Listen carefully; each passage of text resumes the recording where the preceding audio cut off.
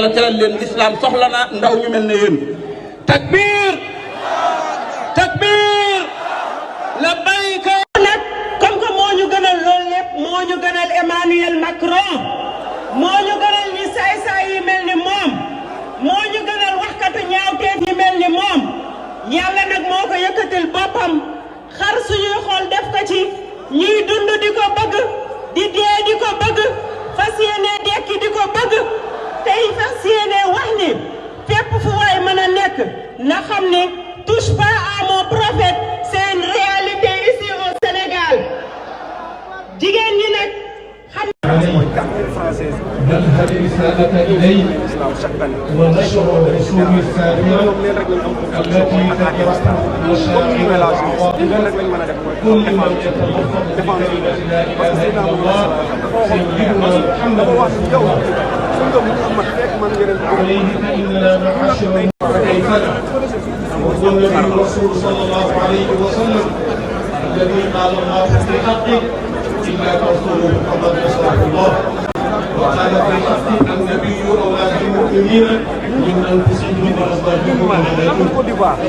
والذي نفرح به وندافع عنه بقلوبنا وأجسادنا وصلوا عليه وسلم تسليما.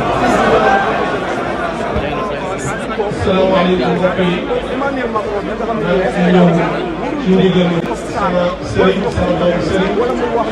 Cheikh Hadj Malick Abdoul Aziz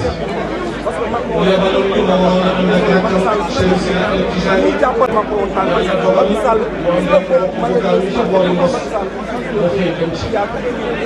عندك رقم سليمان يوسف ملك يوم الدين عندك سليم بيجوف لأنك إندي بوكو جابني بوكي بني وزاي كيلو الحاج نعمل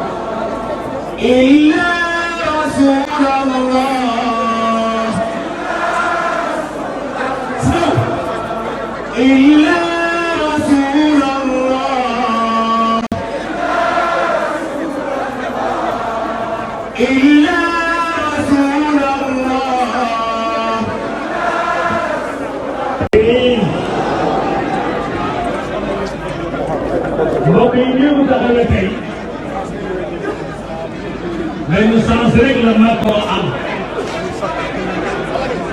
mooy bu fekkoon ñun ci ginnaaw tabax bii ñu dugg suñuy fatwa duñu ko doo yegg duñu ko xaaj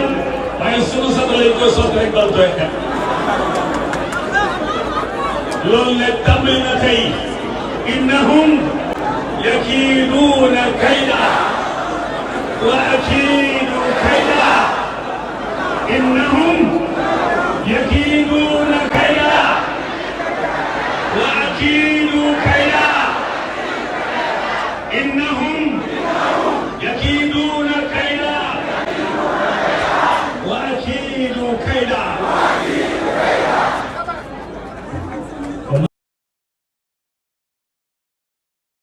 wax naa ci seen tur ne du fi jàll te ba ma koy wax yéen dong laa ci yaakaaroon est-ce que ba léegi ma wax ne du jàll